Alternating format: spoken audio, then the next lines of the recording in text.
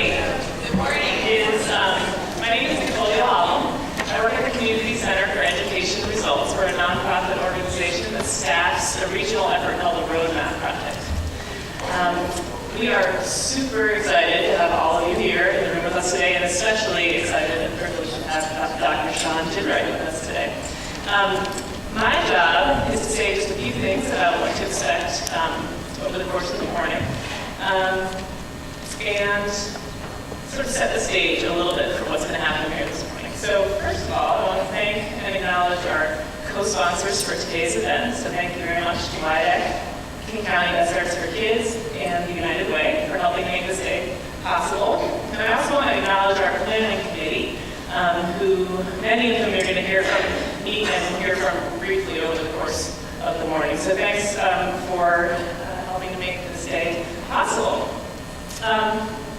I want to say that I knew what a privilege it was to have Dr. Ginwright coming to speak with us today, and yet still, I was a little bit taken aback by the level of response to this event, especially since you spoke yesterday to over 650 people at the convention center. So we are super excited about the energy and the interest. I apologize if you didn't get a breakfast burrito or if you're sitting on the side, but we're super glad that you're here. We even have some groupies here, I understand, who were at the event yesterday, so we have some groupies. Given that there's such a broad range of people and organizations and even geographies represented in the room, because I looked at the list, we have some Whatcom County, we have some Tacoma, I wanted to just give a teeny bit of context about the Roadmap Project and why we decided to organize this event. The Roadmap Project is a regional collective impact initiative with the goal of dramatically improving student success from cradle through college and career in South King County and South Seattle. The project involves hundreds of partners working together across 7 school districts to address systemic barriers to racial equity, to amplify community voice, and to advance systems change. And I want to show you our vision statement. Our vision is that every child and youth in our region, particularly children of color and low-income children, thrives in their education, communities, and life. And I really want to focus in on that last part of our vision statement for a minute. Our vision is not just about students graduating, students persisting, students succeeding. It's about thriving. The other thing I want to point out is that the vision pushes beyond the education system. Young people don't grow up in programs, they don't grow up in schools, they grow up in families and communities.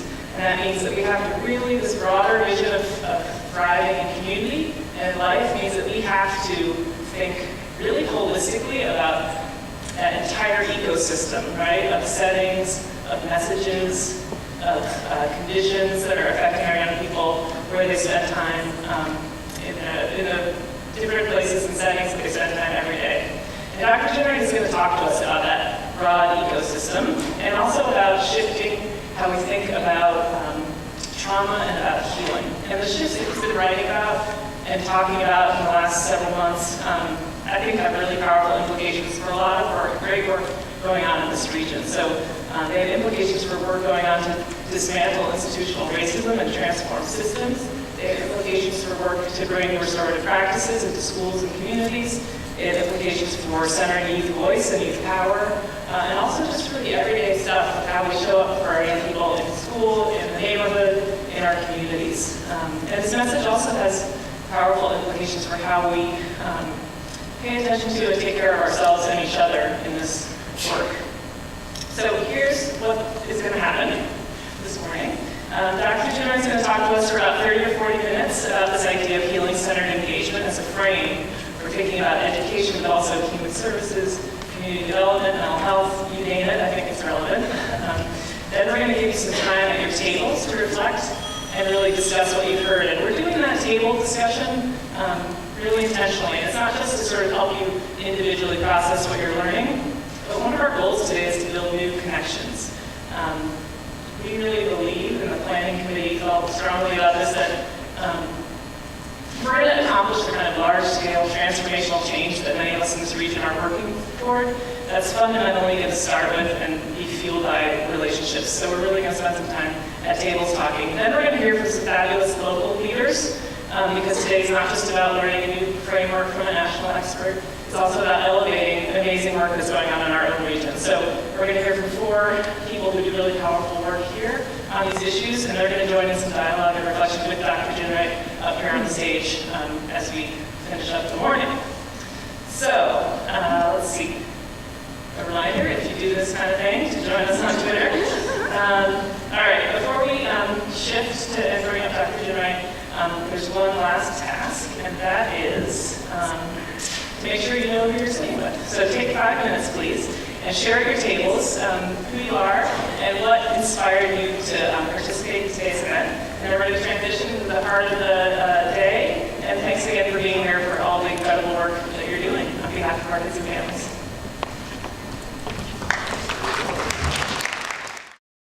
He serves as Senior Research Associate at the Cesar Chavez Institute for Policy and as Associate Professor of Education in the Africana Studies Department at San Francisco State University. He is co-founder of Flourish Agenda, a social impact company that supports schools and community organizations with building well-being and healthy school environments. Some of Dr. Ginwright's publications include Hope and Healing in Urban Education, Black Youth Rising, Activism and Radical Healing in Urban America, as well as a recent article, The Future of Healing, Shifting from Trauma-Informed Care to Healing-Centered Engagement. Last fall, I had the chance to see Dr. Ginwright speak at a conference. His message about creating hope and possibility for young people was poignant, especially as I think about my own story of disengaging from school, and perhaps most importantly about all the young people and how we think of them in terms of how they have been traumatized by the school system. I'm very excited for you to hear Dr. Ginwright's message today and for us to begin a conversation about healing together. Please join me in welcoming him.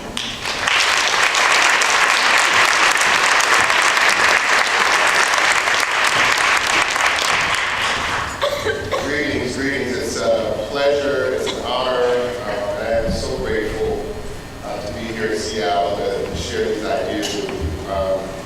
Every time I come to Seattle, it's been raining, so the last couple of days, I was like, oh, there is sun in Seattle.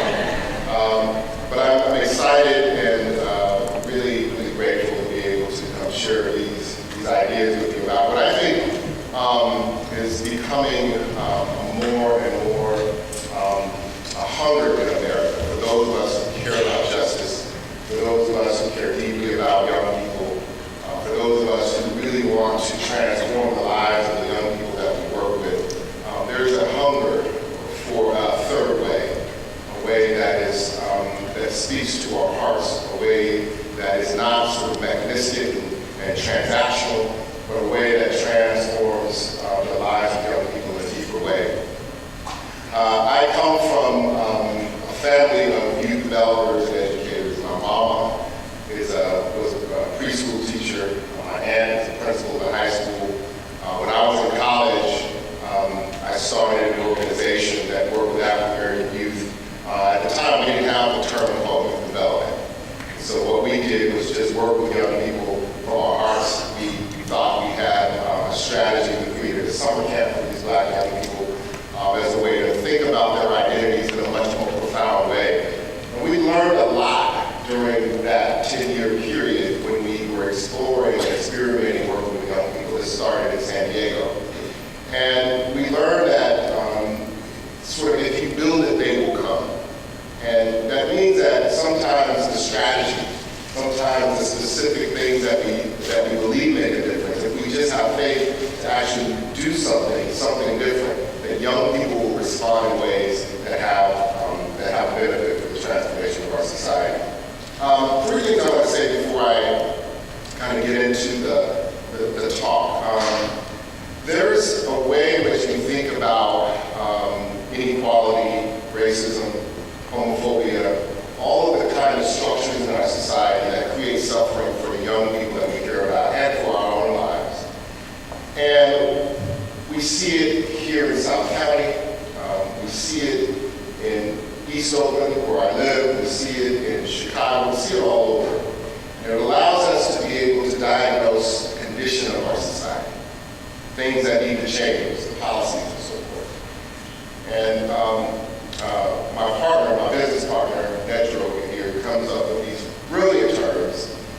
says that oftentimes we have a lens by which we see society. And that lens is the sort of structures that we live in that actually create harm. But we don't oftentimes have a mirror. And that mirror allows us to do the kind of reflection that's necessary about the ways in which those systems shape our lives, the ways in which they harm us. And a lens and a mirror sometimes give us a much more holistic way of understanding transformative change. But without a mirror, we simply are only looking at the conditions or the systems that young people have to navigate. The second thing I want to say is that oftentimes, and in my own work as a trained as a sociologist, is that we tend to focus on remedial change. That's my training. And I'm saying this not to say that we all do this, but I know that I was trained to think about remedial social change. And remedial social change, and you know we're always engaging in remedial social change, is we're trying to reduce the misery as opposed to increase the joy. And when we find ourselves, our programs, our strategies are focused on the reduction of the things we don't want to see. We want to lower bullying. We want violence reduction. Right? If we find ourselves doing that, that's a remedial change. Because no one in here wants to live in a violence reduced neighborhood, right? We don't want our kids to go to a where there's less instances of bullying. We want our children, we want to live in neighborhoods that are full of joy, full of possibility, full of peace. And so in our work, we have to be vigilant about our ability to come up with metrics and a vision that is not simply based in misery, the reduction of the thing we don't want to see. Third,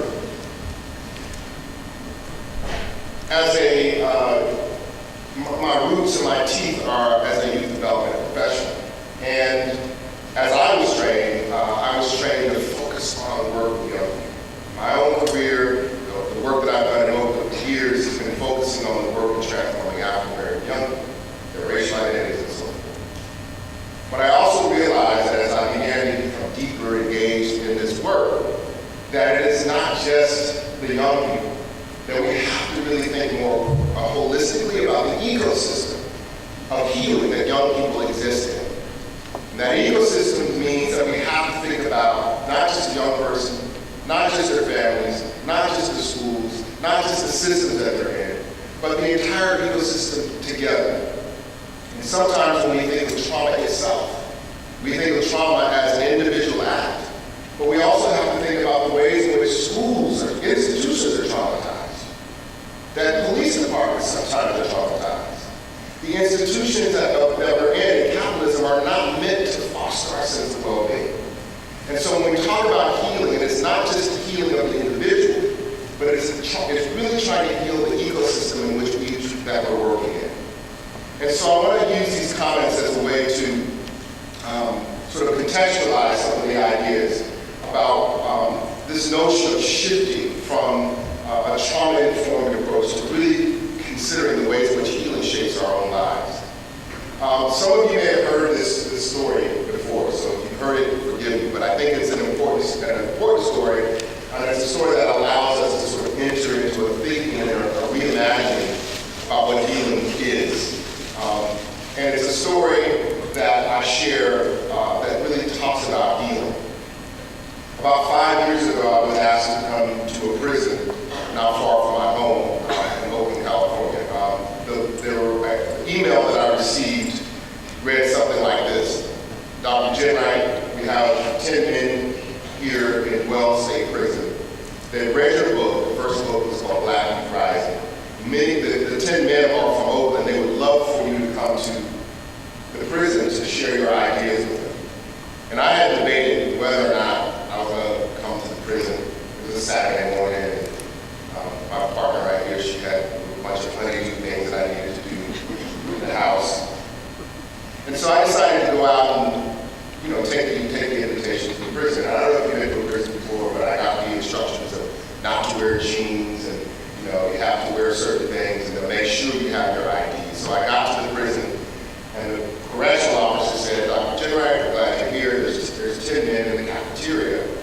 excited for you to come talk to them about your book. And so I showed her my ID, and she said, in order to get to the cafeteria, you have to follow the instructions that the correctional officers will give you along the way. So I said, cool, no problem. So I showed her my ID, she led me through the gate, and I was met with a correctional officer there, and she said, Dr. Ginwright, it's kind of tricky to get to the cafeteria, but if you follow these lines, they have lines, colored lines on the floor. They'll allow you to get to the cafeteria. She said, follow the red line all the way to the end of the corridor. And so I looked on the floor, found the red line, I followed it all the way to the end of the hallway, and there's a door that buzzed open, and I walked through it, and it shut behind me. Boom. And there was another correctional officer there. He said, hey, Dr. Ginwright, I know you're going to the cafeteria.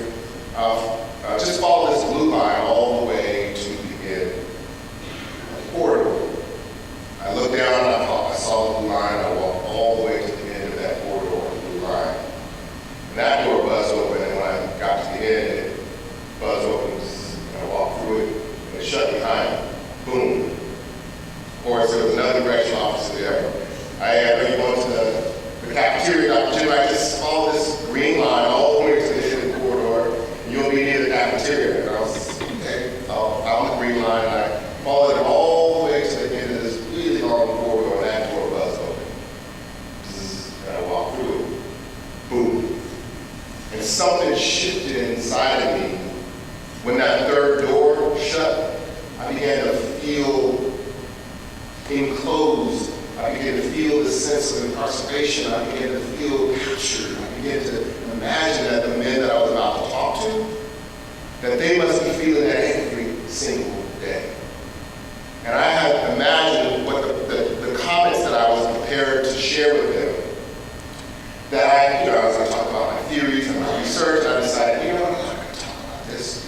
What possibly could I say to these men that has an impact on their lives? Certainly they don't want to hear about my research. Certainly they don't want to hear about my academic career. And so I became incredibly vulnerable. I didn't know what to say. And so as I began to imagine that these men probably couldn't hug their children. The men probably hadn't felt the warm sun on their face. They were incarcerated. And so I became deeply insecure. I was like, what am I going to do? And so by the time I got to the cafeteria, they opened up, we walked to the doors of the cafeteria and they were shut. The correctional officers opened up the double doors. And as they opened up the double doors, what I saw inside shocked me. Instead of 10 men in a circle waiting for me to talk about my book, there were 200 men in their orange jumpsuits. Hey, Dr. Ginwright, they were excited that I was there. And I was like, hey, I wish I would have told you.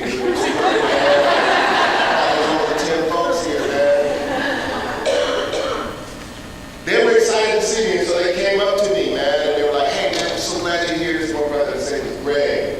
He said, Dr. Ginwright, I'm glad you're here. My name is Greg. I've been here since 1987. My heart sank, man.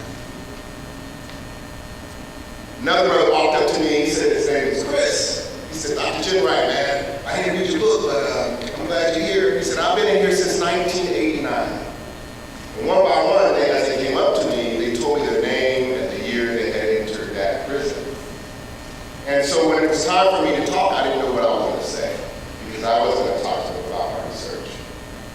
So they ushered me up to the podium on the stage, and I looked out without any words and notes, and I spoke from my heart. And I began to tell them about the challenges and concerns I had about raising a 16-year-old boy in Oakland, California, who's 6'3", who wears hoodies. And I began to tell them about my concerns about my father who's aging, his health is declining. And I just began to talk, from my heart about what was going on in my life. And one of the things I said is that you are not what brought you here. You're more than that. Whatever you did to bring you into this place, this prison, this incarcerated place, that there's always a possibility for you to heal and for you to heal others. There's always hope for that. And I said a couple of other things, and by the time I was finished, they had ushered me off the stage, and they had to bring the men back to their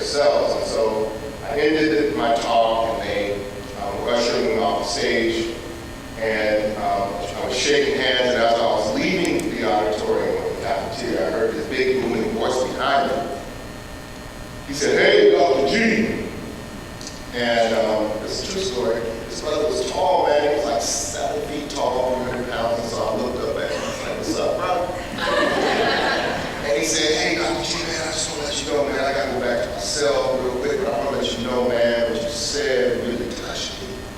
I mean, it really got to me, man. I'm like, oh, that's good. I'm glad my comments, whatever I said mattered to you, brother. I'm glad. He said, no, you don't understand, man. You're not hearing me, brother. That really touched me, man. Because, you know, I'm 7 feet tall, 300 pounds here, man. And everybody thinks I'm a threat because I'm fighting, man. I'm really not a teddy bear. I'm not like this. It's just how people see me. He said about 4 years ago, I got into fighting here, and he cut me across my face. He bent down and had a scar across his face. I was like, man, I'm so sorry that happened, bro. I'm like, I'm so sorry that happened. He said, yeah, man, it's hard living in these conditions like this. This is a tough place to live, bro. And he said, but there's something that I do every day, do this every day, to heal me. Because it's hard being healed in a place like this. And he reached into his pocket, and he pulled out this little bottle, and he opened the bottle, and he blew bubbles. And the bubbles floated over my head, and my first thought was, did this brother just blow bubbles? I was blowing bubbles in my face, man. And then he said, man, these bubbles remind me of when I was a child. It reminds me of when my dad used to take me to the park. So I blow these bubbles to heal me.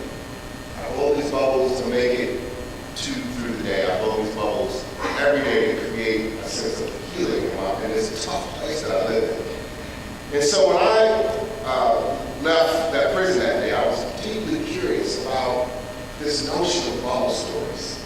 That we all live in very difficult situations, that we work in difficult neighborhoods, that we work in systems of oppression, that we all have a story about the conditions that he lived in.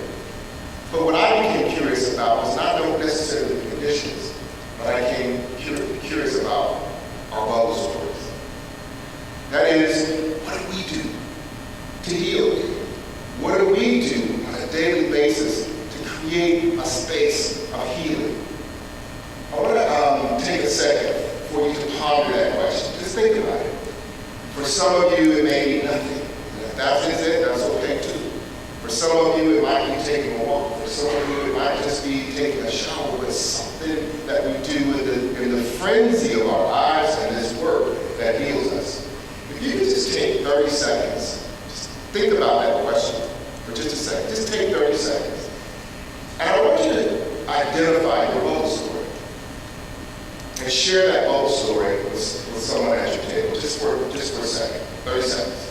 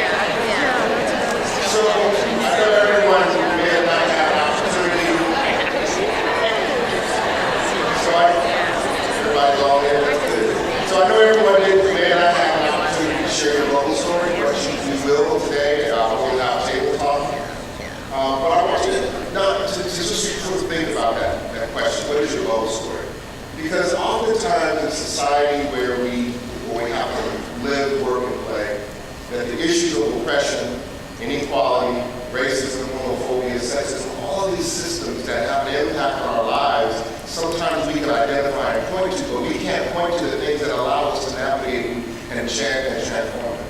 And that healing in that context, sometimes we take for granted.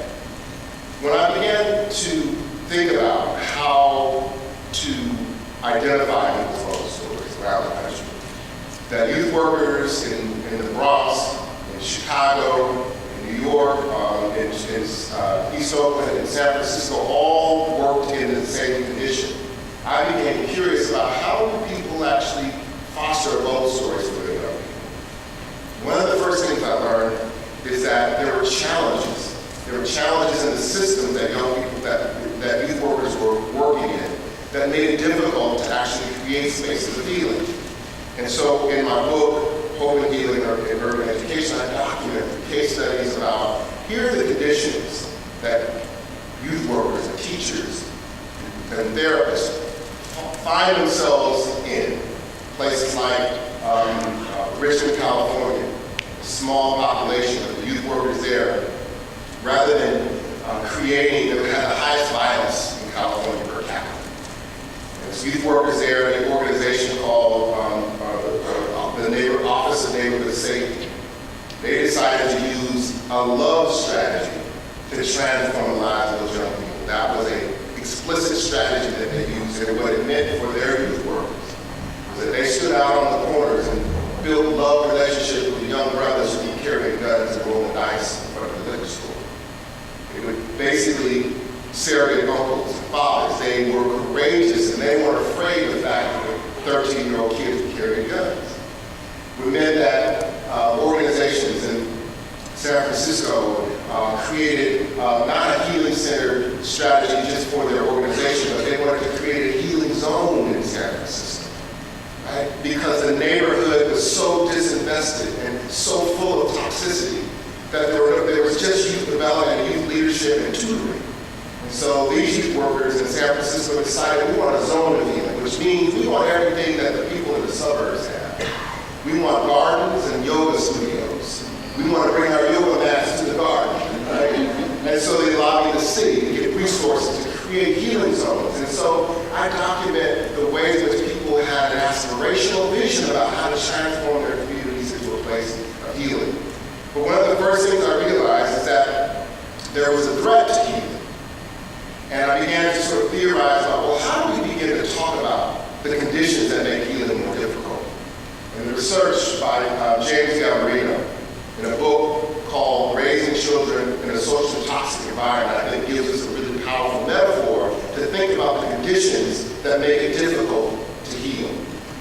James Gallarino in his book says that there are two types of toxins in our environment, and they're always present. He said that there are physical toxins, and physical toxins are things like asbestos and lead paint. If you think about if you had asbestos and lead paint in your home or where you work, that 1 or 2 days of exposure to that asbestos and lead paint wouldn't do anything. But over a year or 2 or 3, that asbestos and lead paint would have an influence on your own health. And ultimately, if you don't get healed from that exposure to that asbestos and lead paint, you'll get sick, and then eventually it can become lethal. So James Gallarino says, just like there are physical toxins like asbestos and lead paint, there are social equivalents to it. And social toxins are things like fear, anxiety, shame, stress, uncertainty.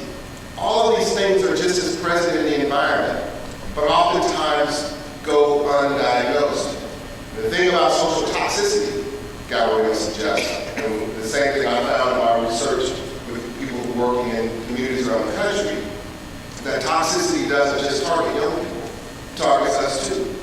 And what the challenge is that we don't recognize the ways in which toxicity has an influence on us, that the ways in which it gets embedded in our own bodies and our own psychology. And so, here's some examples of social toxicity. Right?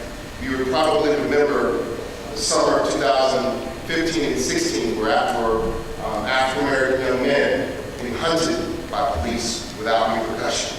To a certain extent, that still is occurring now. I remember my son leaving my home in Oakland at 8 o'clock at night wearing a hoodie with his friends. And I was deeply concerned about his safety. I remember thinking, as a funny joke, I'm like, man, I wish you would leave the house in a bow tie or something, right? But I knew that the police didn't see what I saw in my son. I knew that they may have seen him as a threat. And so that toxicity was an influence on me. It was an influence on my son. and it was an influence on his friends. This notion of fear, being in a city with a police department that we pay for, that might be a threat to your safety. We know that what's happening with immigration, right? Children being separated from families, the ways in which our government is characterizing immigrant families as criminals, right? All of these are forms of toxicity. And this perception of the way in which we're thinking about immigrants in social policy is causing immigrant families to not send their children to the doctor, to not send them to the dentist, and sometimes removing them from school for fear of being deported. All this sense of uncertainty is a form of social toxicity in our society. So what is the result then of social toxic conditions, and how can we think about a framework that might be useful in your own work with your young people? And I believe the first strategy for healing is to identify the things that make us not well.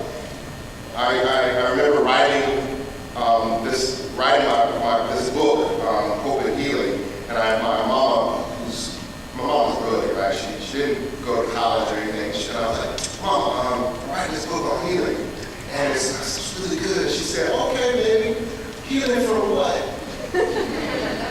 And it was a profound question. I was like, oh yeah. I actually have to think about what are people healing from, and how do I communicate that? And so I took that upon myself to then become, I think, the first step in creating healing strategies is to understand what we're healing from. And this is a way to begin to sort of think about how toxicity has an influence on us, but also how we can heal from it. This is Mia. Let's just call her Mia. She's a youth worker. She deeply cares about justice and transforming the lives of young people. But what Mia doesn't recognize is that she lives and works and plays in a socially toxic environment. Social toxins are like rain clouds. But social toxic rain clouds are different. They get inside of us. Instead of regular rain just kind of wets us up on the outside, the socially toxic rain gets inside of us. Stress, anxiety, fear, uncertainty, and all of these things are a result of structural inequality, of racism, of homophobia, of sexism. The structures create these toxic conditions. These toxic conditions then have an effect on Mia. But Mia, who works in these communities, doesn't recognize that these social toxins are there. We don't know that they're there.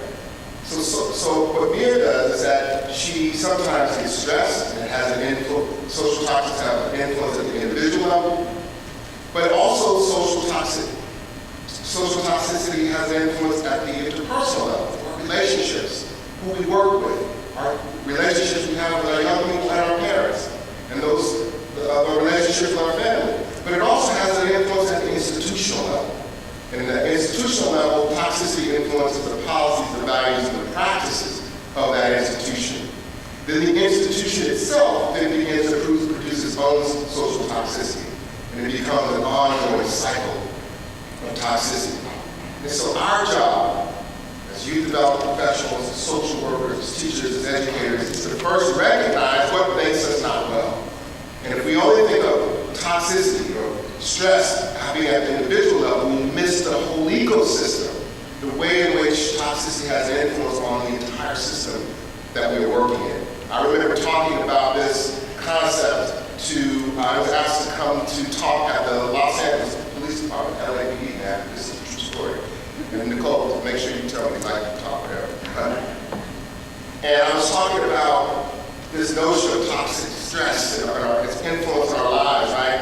And I was wondering why they wanted me to come, but they wanted to better understand youth, so I was talking about youth. And a group of police officers raised their hands after my talk, and they were like, Dr. Ginwright, we're glad you talked about youth, but I need to let you know something.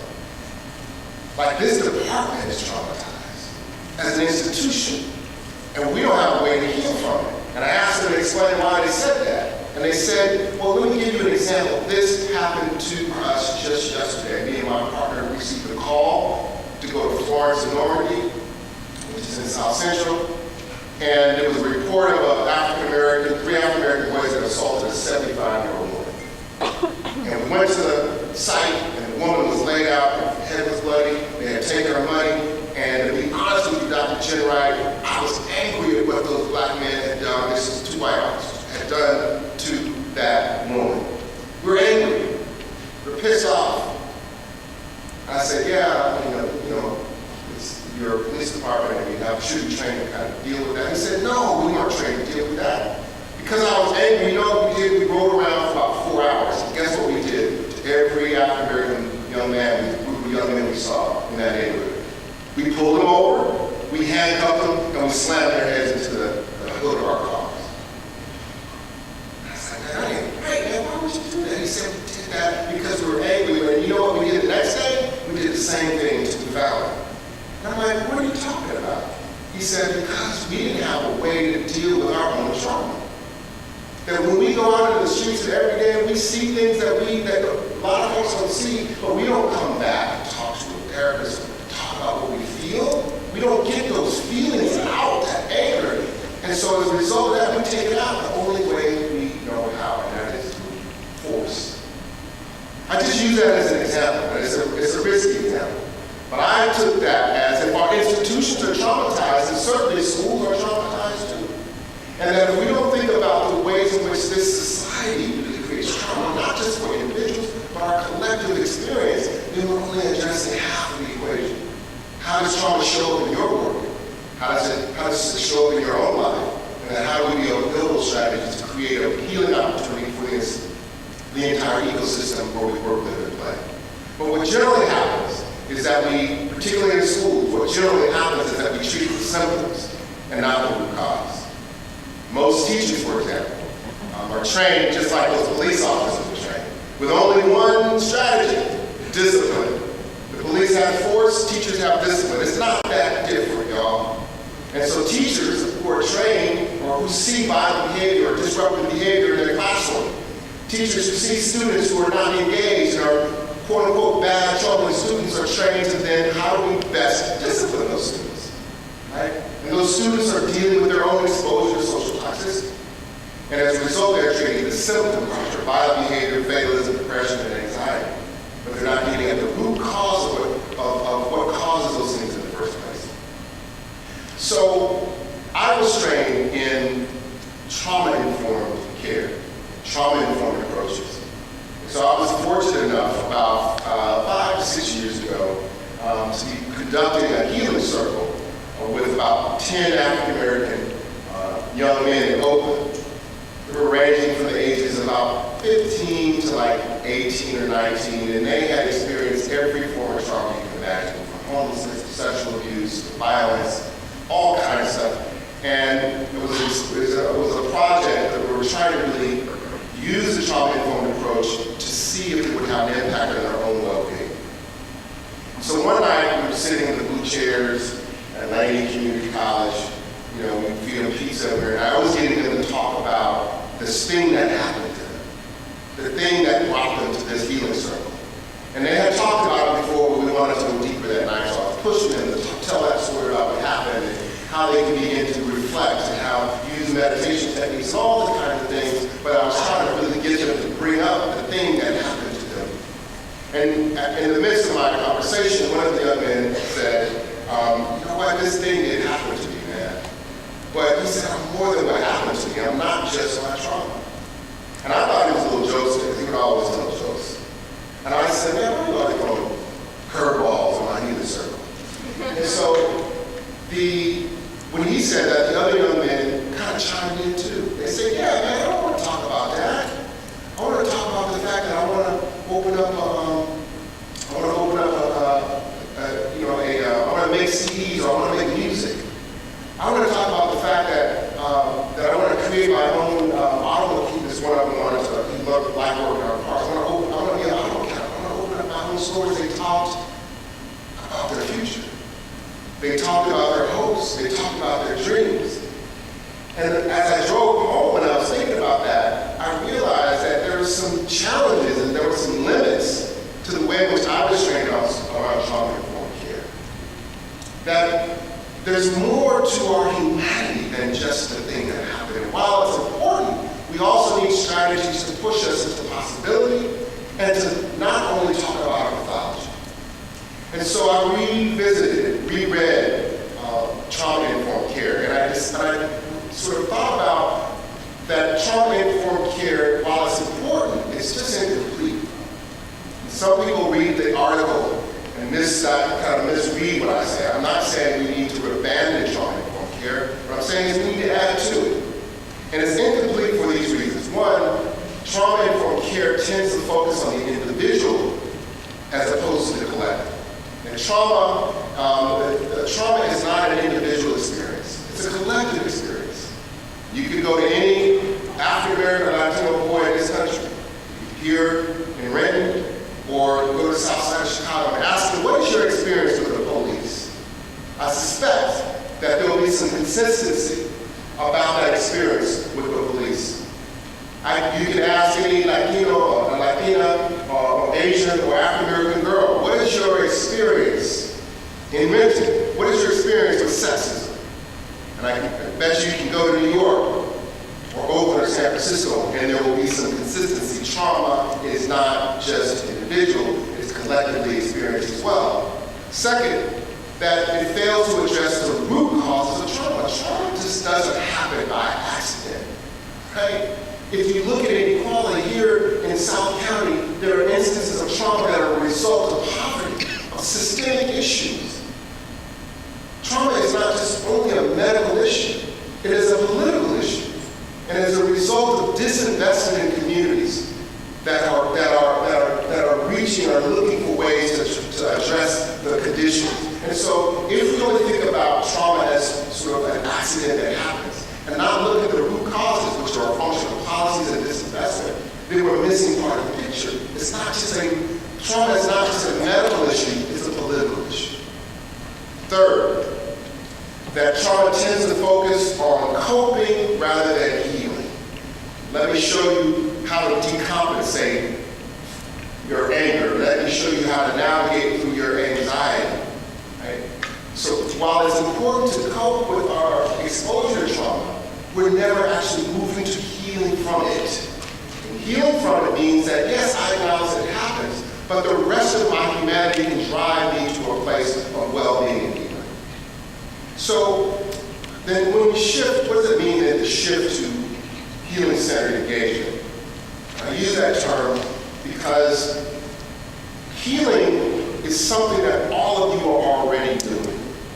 Your engagement with young people is already healing. Your presence, your support, your imagination, and the ways in which you're supporting young people is already healing.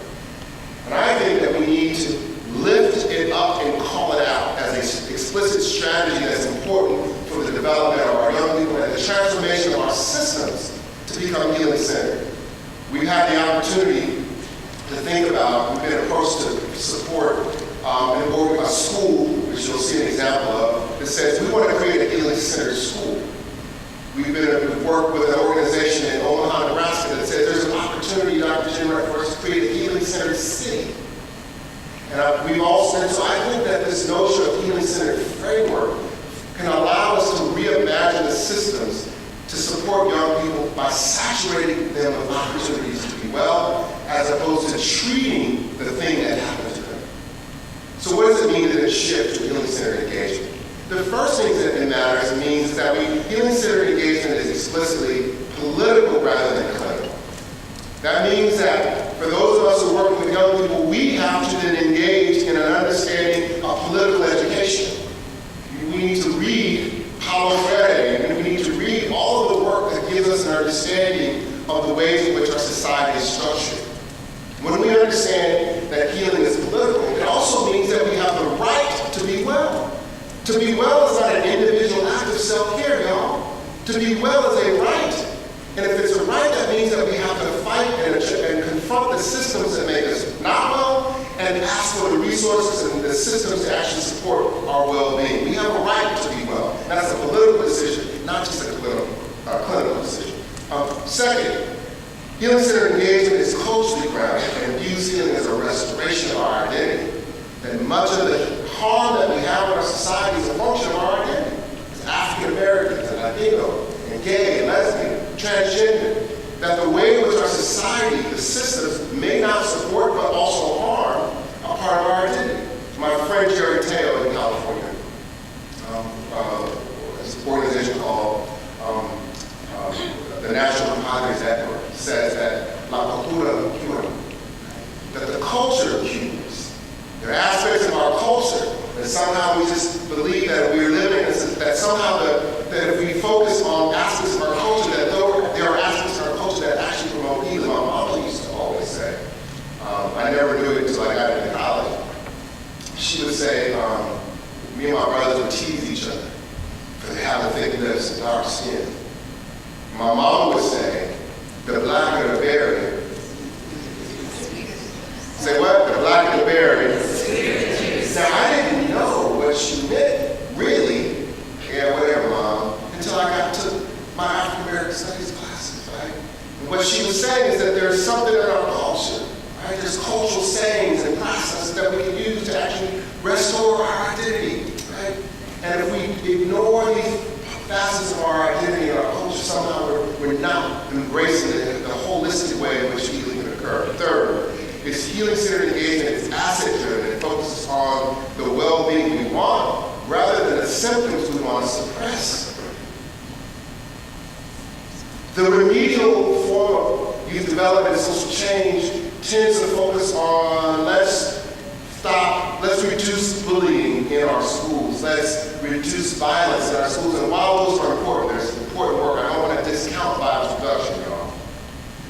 But I'd also like to see systems that are focused on creating joy. Systems that are focused on creating hope. Systems that we're beginning to measure aspects of well-being rather than the reduction of misery.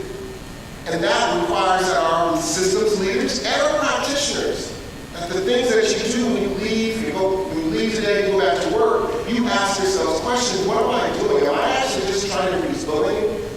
Or am I actually trying to create something else? And so that requires deep reflection, it requires a reimagination, it requires us to rethink some of the ways in which we've been trained. And third, healing-centered engagement supports adults providers with our own healing. There's a way in which, I know the way I was trained, is that I am trained as a youth development professional. And as an adult, my job is to provide you with development to become a healthy adult. I know this, okay. Give me 5 seconds. To become a healthy adult, right? And we know that adulthood is not a final product, right? It doesn't mean you're done. And that as adults, it's difficult for us to be well. It's difficult for our young people to be well if, in fact, we are not well. So how do we create systems that heal rather than harm? I was explaining these ideas of healing to a friend of mine who's a botanist at UC Berkeley. And she said, you're talking about toxicity. We used to do these experiments at UC Berkeley about toxicity in life and thriving. She said we would take these plants and we would put them in these chambers, these locked chambers, these glass chambers, and we would pump gas into the chamber, and we would look at how the plant reacted to the gas. Many times the plant would die.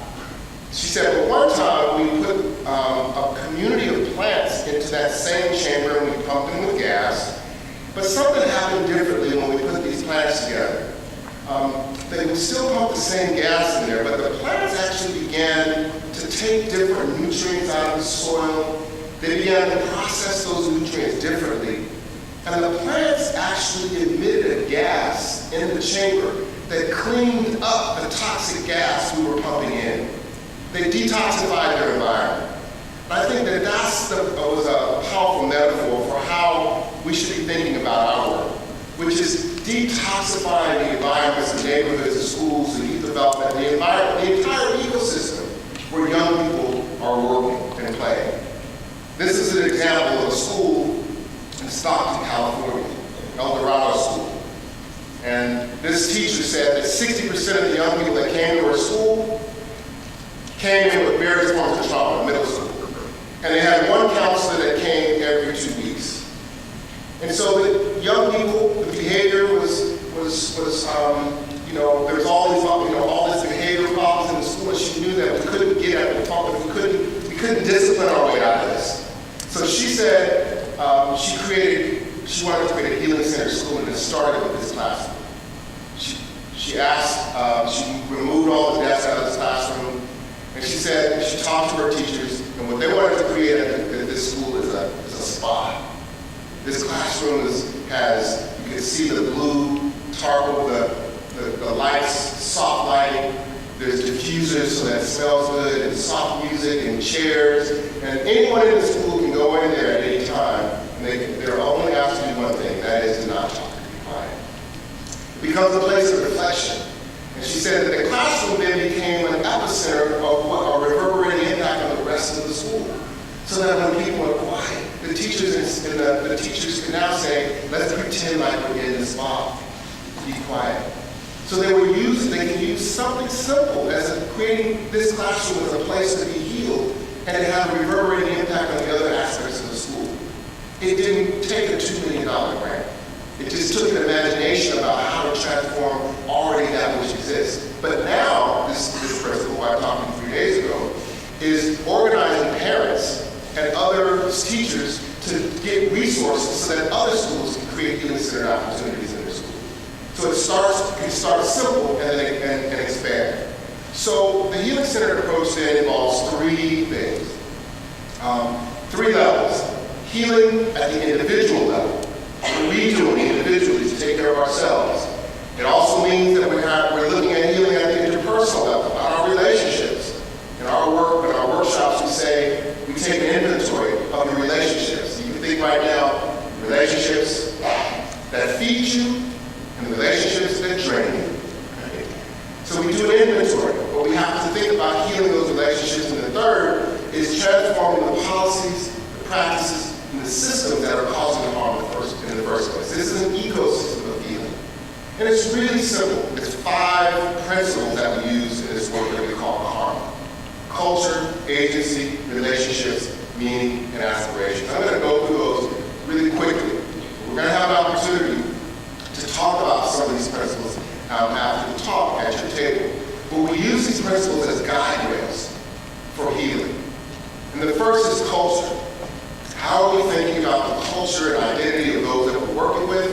And how are we thinking about our own culture and our own identities and those that we're working with? This means asking questions and being explicit about what does it mean to be white and working with a primarily a group of young people of color. What does it mean to be an African American straight male and working in a primarily white school? Right? It means that we're asking questions about who we are and not pretending that it doesn't exist. A friend of mine yesterday said there's this way that he called it the Seattle Nice. Right? The Seattle Nice. This means that we push and debunk the Seattle Nice, right? And say, yeah, I'm uncomfortable as a white person sometimes having conversations with African American boys, or I feel unsecure. Whatever it is for you, it means being explicit about it and having conversations about it. It is only when we're explicit about it that we can heal it. Second is agency. And agency is the ability to act, the ability to take some action that fosters and creates healing. It means that it can be a micro act, but it can also be a macro act. It can actually transform not just our own lives, but the lives of the community that we work with. I had mentioned earlier about an effort in San Francisco where agency allowed them to recreate a neighborhood around healing. Well, this is what they found. This is a group in San Francisco that was using agency. The white dots, well, the red area represents the instances of trauma. So District 9 and 10, you see District 10 is where most African American, Latino, and Samoan communities live, low-income neighborhoods in San Francisco. That's the red. The white dots represent where the funds were being, the city was funding healing centers, therapists. This is where the white dots are. So you can see where trauma exists, the dollars are being shifted elsewhere. And so they organize young people, they organize social workers, they organize people in the community to shift those dollars, those resources from those white dots into the areas that need it most. This is how they create healing centers, yoga studios, community gardens, in a way that now, actually they created a juice bar actually at their facility. by these resources that came from the city to create a healing-centered neighborhood. Fourth is relationships. Relationships are our ability to sustain and create healthy connections with others. And this means that oftentimes we have these transactional relationships. These transactional relationships are a function of our title. They're not a function of our humanity. And we need to shift from transactional relationships to transformative relationships. Transformative relationships say, I'm going to share with you a little piece of who I am, the thing that makes me human. When I shared with those men in prison, I didn't talk about my identity as a professor. I told them what I was dealing with. But that was a transformative relationship that I had formed simply by giving them a piece of who I am. And we know that as trained as social workers and therapists, that we're not trained to necessarily do that because of disclosure and boundaries, but working in communities of color. Now I know you can only go so far with your title. And that we have to reimagine and rethink how we're trained so that we can actually be able to create pathways to possibility that connect in ways that sometimes restrict us. And then lastly, there's one more, meaning. We have to find meaning in our work because we get so close to it. We're so close to it that it's hard to sort of step back and think about why we're doing this work. This sustains us, it feeds us. And it's important for us to remind ourselves that we're doing this work not because we wanted a job, but simply because this work called us. Okay? And then lastly, aspirations. And aspirations is our ability to see beyond the conditions that we're engaged in. And that's the most difficult, y'all. That's the most difficult. Most of our work is directed at ending the misery. My graduate students had a project. They taught me this lesson because they wanted to work on this project in ending the school and prison pipeline. And at the end of the semester, they developed this project that ended the school and prison pipeline. I was trying to get them to understand and to think beyond the condition. And they came to the end of the semester and they were so proud of themselves. And I said, you know what? You guys did a great job ending the school and prison pipeline, but I'm going to give you a C-. They're like, hey, really? And I'm like, you're going to get a good grade. But my point is I'm giving you a C- because you ended something, but you failed to create anything. You failed to create something else. Here's a way that we get trapped into the kinds of remedial social change. These are words that we use often in our work. On your left side, right, are confined words, right? We oftentimes resist, we defend, we disrupt, we demand, we fight, we struggle, we confront, destroy. All of these words are necessary to fight for justice, but they're insufficient because these are words that tell us to remove and eliminate the thing we don't want to see. We don't use enough open words. Open words that we want to reimagine, we want to dream, discover, create, design, play, invent, visualize, build. We have to become familiar with using these other words because these other words in our work has just as much, has a profound impact on creating the things that we want to accomplish. So I'm going to quickly go through some recommendations and then come to an end. So first recommendation is to increase organizational supports to staff around healing-centered practices, right? Create time and resources, right? It's not just money, but time to engage in healing practices with your staff, right? The second is to build supports for your teachers or youth development professionals to strengthen their own social emotional growth and well-being. How are we creating opportunities to support our youth development staff and social work staff with their own well-being? The fact that we give people opportunities to learn yoga or to meditate or to have sabbaticals, but how are we factoring in not just the mental health of our workforce, but the well-being of our workforce? We have to develop, third is we have to develop and track measures of wellness in schools and youth development programs so that we're not only measuring the things that we don't want to see.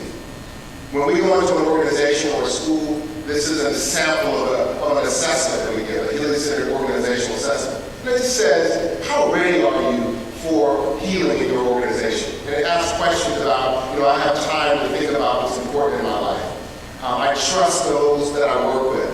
My organization provides resources and time for me to be well. Right? It's just as a sample of how we begin to think about measuring and understanding the ways in which well-being is embedded into organizations. We need to create healing-centered strategies, and we need to build from trauma-informed opportunities. We don't need to necessarily replace trauma-informed, but we need to build from it.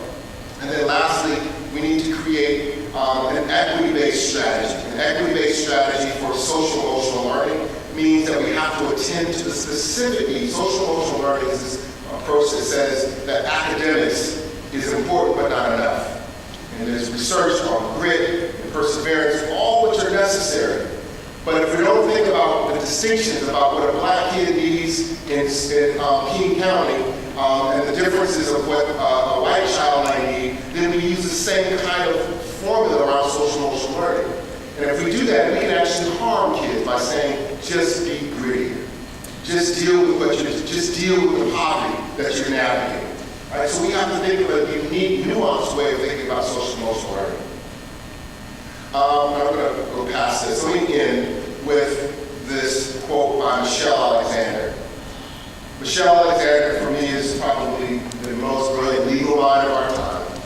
She wrote a book called The New Jim Crow. She documented the ways in which slavery continues today through our systems, through decisions and policies. And she, 2 years ago, wrote in the New York Times that she's not practicing law anymore. It's a brilliant article. She enrolled in the Union Theological School in New York. And she enrolled in the Union Theological School in New York because she believed deeply that the problems that we're facing in America are not legal problems or political problems or even policy problems.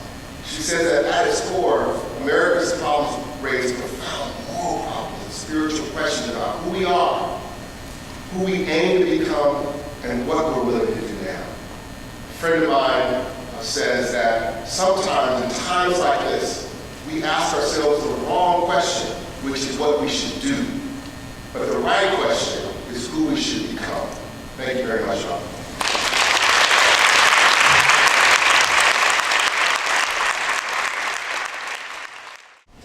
Hi.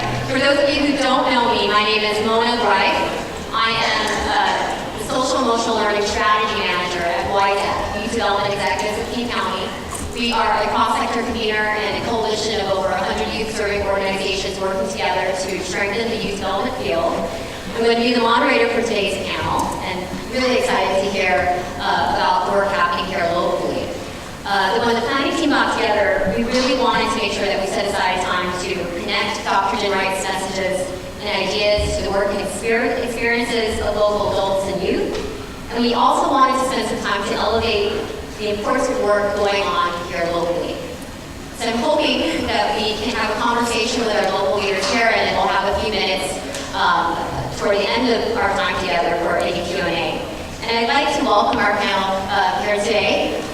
We have Sheila Kapistani, Strategic Advisor for Children and Youth at King County.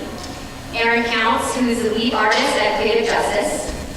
Lou Jordan, who's a member of SOAR's King County Youth Advisory Council and Opportunity Youth United.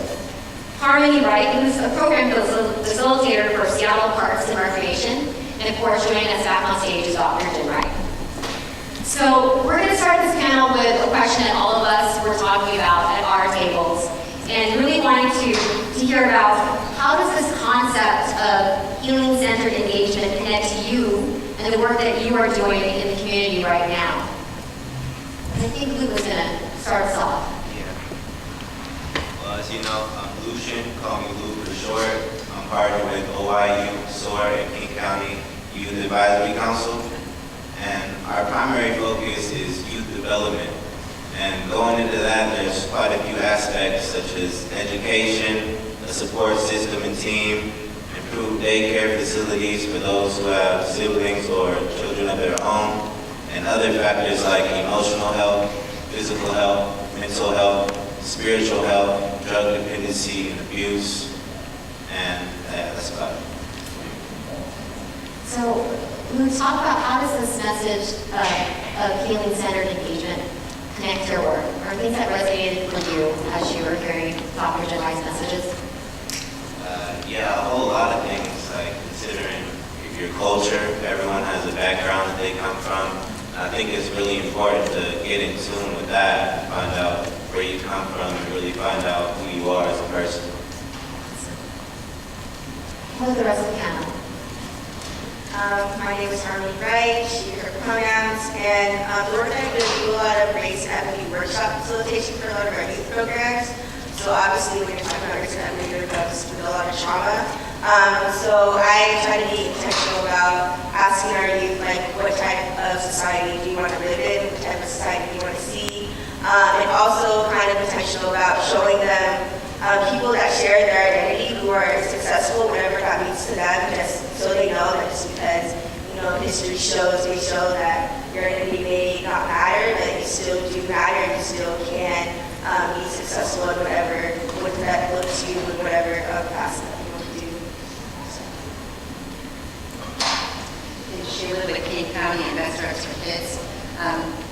This completely connects in all kinds of ways to what we're trying to do with Best Starts for Kids. But the question that stuck in my mind, I tried to take a picture of the slide before it changed, was just how do we create systems that heal and not harm? And how do we create a government that heals and doesn't harm?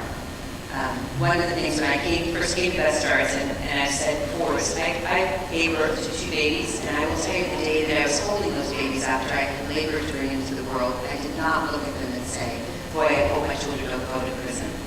I had much higher aspirations for that. And so I brought that with me to Best Starts for Kids, and what we're talking about here today is how do we aim for what we want and not what we don't want. Best Starts for Kids has landed on the 4 words: happy, healthy, safe, and thriving for all of our children, all of our youth, and all of our families. So how do we aim there? I think everyone that works for Best Starts is committed to that. We all work within a government that hasn't always been committed to that. And that's not just King County government, that's like American government.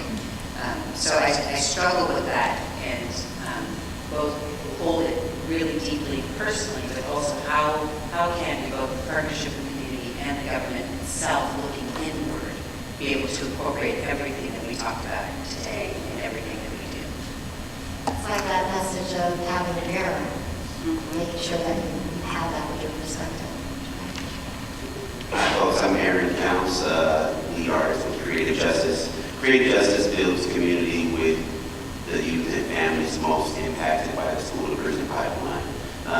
One of the ways that healing-centered enters into our work is just in the language we use. When we first envisioned Creative Justice, there was a lot of language about it being an arts-based alternative to incarceration, which is true on one hand. But then, as we started doing the work and just building with the young people and their families, we realized that statement serves the needs of the court and the systems. Right? It doesn't really say what we're trying to do with the youth and families that we work with. And all of our artists come from impacted communities.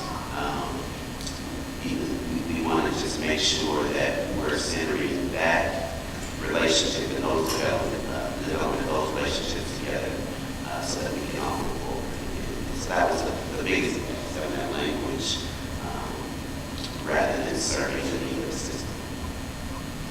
So I guess my next question would be, what do you think needs to happen here locally in order to transform systems and build communities where young people thrive?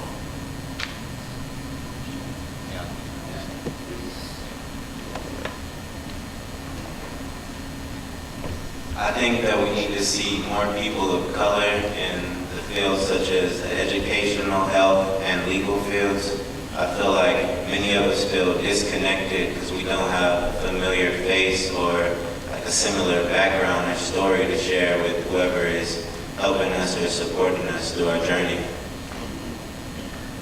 I think definitely the youth need to be involved. I'm a very big supporter of whatever group you're helping. They need to talk to people and a part of the process. So kind of having them have the conversation, asking them what they need, asking them how can we help you thrive because they know what they need to thrive. And just making sure they're a part of it and not just use them as tokens or like as a photo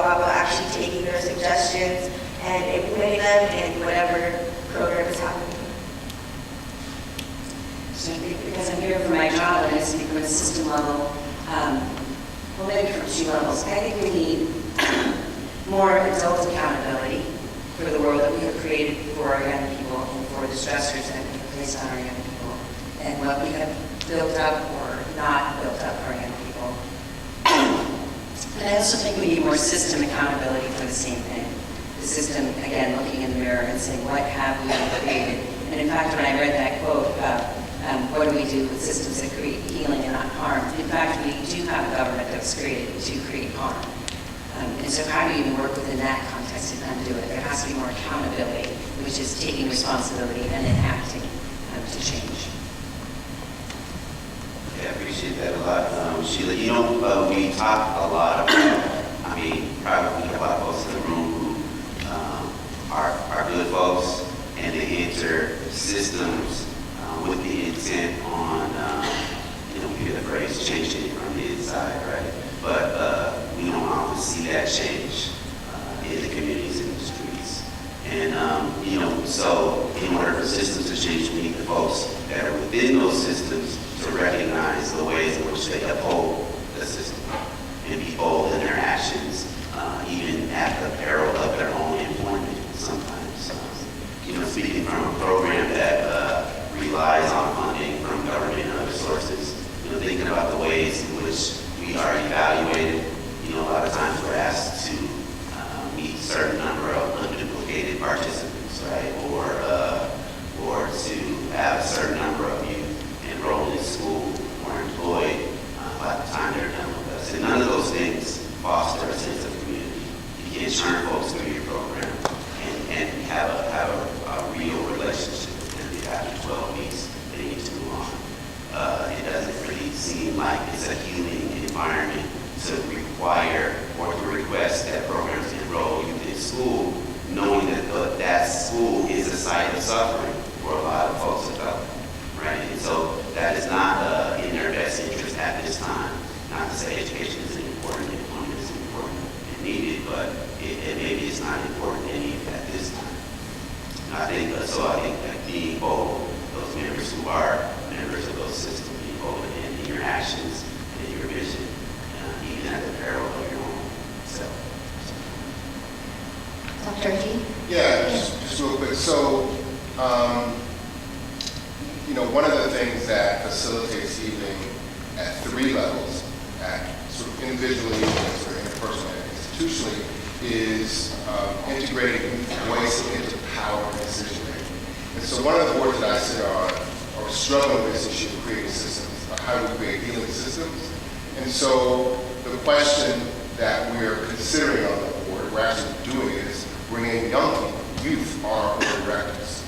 And we're doing that not just as to say that, hey, we want to have a voice, but actually that young people's voices will push the adults in that decision-making body to have different kinds of decision-making or different types of visions about what's possible for the organization. So it's a small step, but we think it will have a reverberating impact on the kind of work that we're doing in that community.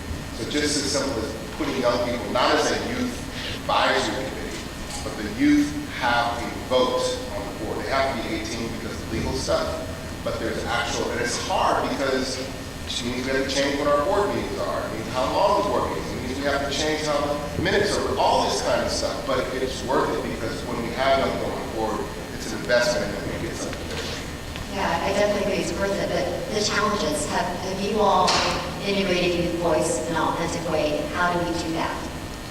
Yeah, I was the very first hire when the idea of creative justice came about, and they were youth on that hiring panel because we have youth that help us select staff members. We have a youth board that really influences and drives which projects we say yes to. It's their decision. So anybody that proposes creative justice come out and teach a workshop, they have to come and present to our youth, and they say yes or no. And as we move to a more formalized board, we will have youth on that board.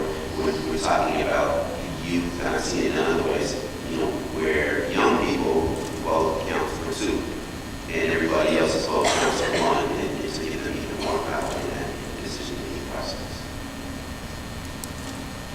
I would say say that we've incorporated youth voice, but not nearly to the depth that we need to for the level of work that we're doing. We do have a Children and Youth Advisory Board, that we have youth positions, and then we have youth on the board that go beyond those designated positions. But that is a place where sort of, where do you push on the system? When I had proposed to the board, I had put it forward with 10 youth positions, and then I got 9 council members to get the final say.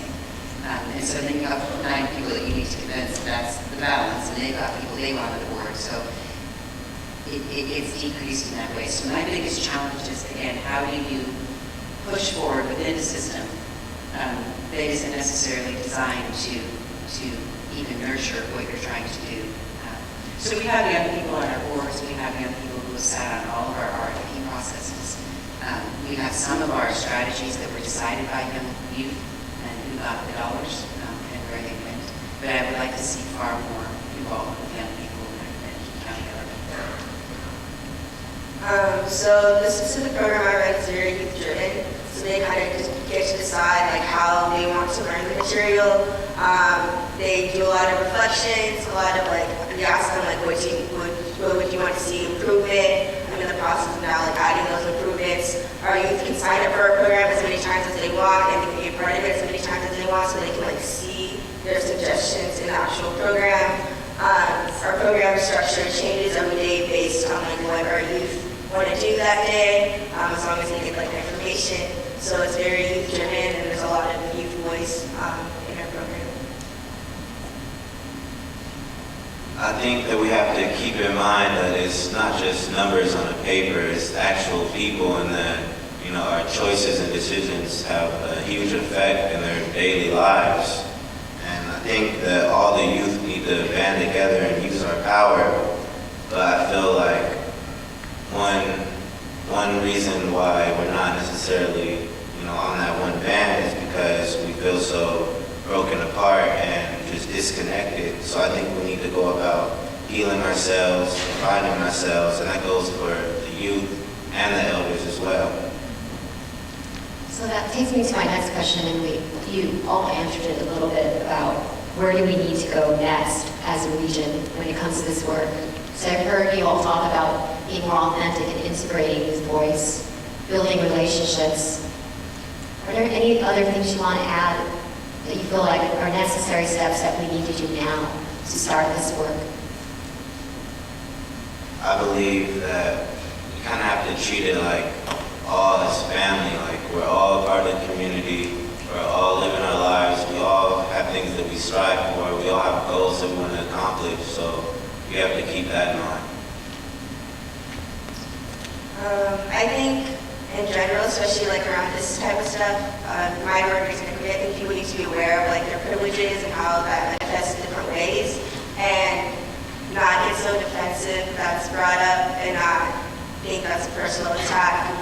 Kind of just thinking of like how well you can move through the system because of those privileged identities, and kind of just listening is the main thing, listening and absorbing, and being willing to be open-minded and willing to learn. And I'm going to speak from the system level. I think we need a fundamental change in who is in our leadership positions and who are making decisions for us. And so I'm going to put a plug in. We have a county council that has open seats. If you're interested in politics, think about it, man. We have focused on the city of Seattle as being the place where we need our radicalism and the place where we need to shift people. People who force out of the city. People live in the county now. We need a county council that is able to reflect those needs and understandings of our communities. So I say run for office if you can handle being on the inside working on these issues.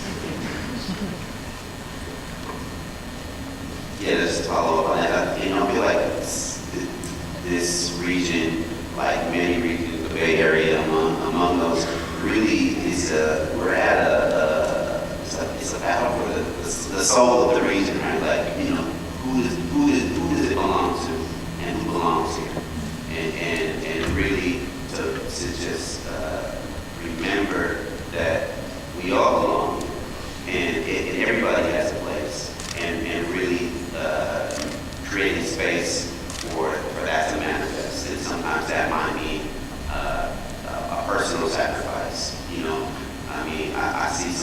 great educators in the room. Jesse, shout out to Garfield High School.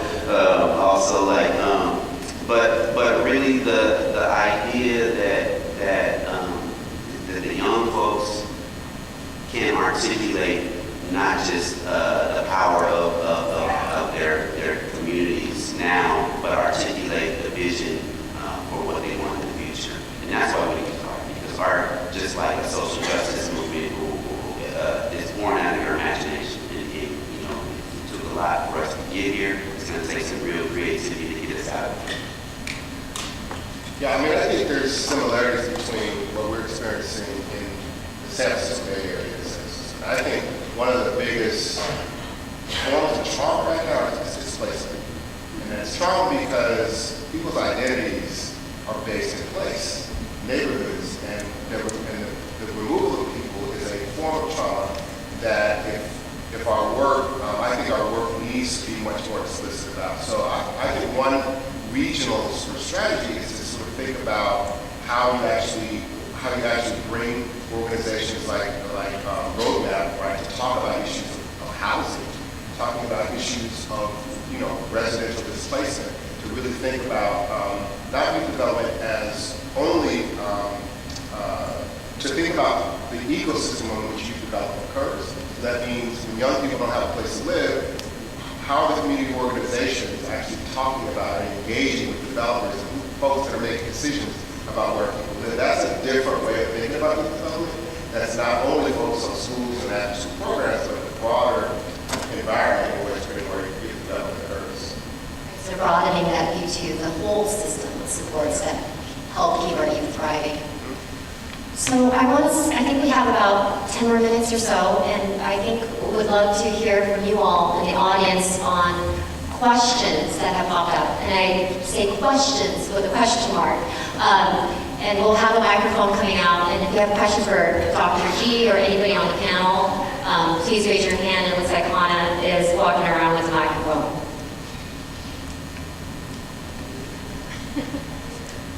One theme I heard multiple times today was how shared experience helps build connection for healing. And so I really wonder, when the Supreme Court decided against affirmative action, what can we do to promote more diversity? So I work with foster youth, and I happen to be a former foster youth, right? So I see the power of shared experience and the connection. But I'm in education, and so, it's heavily biased racially. And so I'm just wondering, what could we do? So sometimes I feel like part of what I need to do is to be able to educate the people who are competing for jobs to understand that diversity is really good, and how could we not be so self-centered in, well, that I'm a qualified person because we're missing some of those other qualifications. So I'm just wondering, how can we do that? How can we promote that in terms of being better at it? So I heard your question of how can you promote connection and sharing as a broader strategy for youth development, and how might that have an impact on I think you were talking about job training or employment? Hiring. Yeah. So a couple things. I think one, as adults, we don't tell our stories enough, right? So I think it's important for us to figure out and think about ways in which we tell our story to young people on a regular basis. And that means sharing not what I do for a living, but who I am, right? So there's that kind of connection. I also think part of your question was about building connection across differences, right? And I think that once adults become more comfortable and it becomes normalized to begin to share pieces of our humanity, then that can be shared, or that can be a strategy in all of our organizations. So if you have opportunities for young people in your organization to connect with organizations in a different region, to share stories, I think that continues to build. That's basically community organizing. Community organizing isn't just we're going to organize to get rid of this policy. Community organizing is we're in this together, and I see you, and I feel you, and I'm connected to you. And that only happens when we share pieces of our experience together. So the experience of oppression is collectively shared. So that's not, but it's oftentimes difficult for people to actually have the conversation about that collectively shared experience. So I think I don't know if I'm answering your question, but I hope I'm getting at this idea about what do we get when we bring people together to share their common experience. Was that your question? Yeah, it's such a tough thing, right, to solve. So I don't know. I'm very accepting of the need for diversity, and I think this season, and I'm really accepting of the need for diversity. I see. Like I want to find strategies for forcing institutions to make changes around diversity. I see. Some of that, I think, is a cultural shift within that organization, right? And I think what Dr. Lee was talking about, where we expect and hope that people are sharing bits of, or their wholeness of who they are as humans. That it creates a space where they can support and nurture whomever is hired. I mean, I think we have a lot of push to in some places to hire more diverse staff and those type of things, but then they get into this toxic environment that doesn't support them, and so that may or may not be the best option. But when we start to share those stories and connect with that humanity, then I think we have a chance to be more successful with diversity efforts. Another question? Is there? Oh, back here. Sorry, I didn't see you. I just want to know, with the whole holistic piece and sharing and connection, working with students at an elementary level, and you're noticing that the healing is also needing to be in the home. And or is there any agencies doing any strategic planning on that? Like, how do we're working with students, we have all these different programs within the schools, implementing just different ways of working with trauma-informed students, but then you do all that and then they go home into these social toxic emotional environment, toxic environments. But what is the work that is being done around healing that? So the question being, who's supporting the families at home with this work? So yeah, that's a great question, right? It's if it's an ecosystem, then you have to actually heal the ecosystem. And sometimes the trauma actually happens at home because the parents and the families traumatize themselves, that have reverberating impact on the young people. So I don't know the ecosystem of providers here, but I know that part of the work that we're trying to promote and do is actually providing healing retreats for the ecosystem. So how do you heal the providers? We've had retreats for providers to come up on a weekend. We do a whole process of healing so that they can take that to the work. We do healing retreats for the young people. And we're also, this year, we're doing, or we've done last year, a healing retreat for caregivers. These are parents who live in really low-income communities. And oftentimes the stress of just raising a child, the parents don't have the opportunity to go away and reflect and heal and play, right? And the inability to do that actually makes it more stressful for their children. So we think that, so our process, when we took these parents out to the mountains and did a whole healing process for them, they came back with they had different practices. So when they got stressed, they had a different way to understand what was going on with them, but they also had an ability to work and support their young people in a different way. So I think it's organizations here that are working with young people. I think it's a matter of thinking about how you actually build in supports to actually provide those kind of supports for their parents. I'm a real believer, a deep believer, just because I've been doing this so long, that sometimes you have to take people out of the environment. You can't do work, you can't do healing work in a 1-hour workshop at an after-school program, right? It's just harder to do that. Sometimes just a familiar environment creates stress. And so if you could, we're in a beautiful up here, right? So I'm sure there's retreat sites in all kinds of places, but it's so important to really invest in place. Because when you invest in a place, it actually has an impact on the quality of the healing that occurs. So it's not that you can't do healing in a school. I mean, we saw that, right? It's not that you can't do it in your after-school program. It's possible. But also, it's important to think more broadly about saturating people with healing, right? And not actually just providing a little chip away at it, right? To really immerse people in an environment where they're experiencing some of this. I think it's really important. Thank you, Dr. G. We have time for one more question. So I guess my question is kind of to what you're already speaking to in terms of, I work for a school in a school district where a lot of the folks don't live in the community, and I'm one of the few people who do, and I'm one of the few educators of color on staff as well. And my question is about what you're speaking to. How do we bring these resources to our schools, to our communities? Is there like a program that we should be looking into? Is there funding available to help pay for this? Because oftentimes when we ask for this support, we're told like, oh, there's no money. But then we will spend like $10,000 on a consultant to come and tell us how to do our jobs better, right? So that's my question. Where are these resources? Like, I want something tangible that I'd like to walk away with, but that's okay.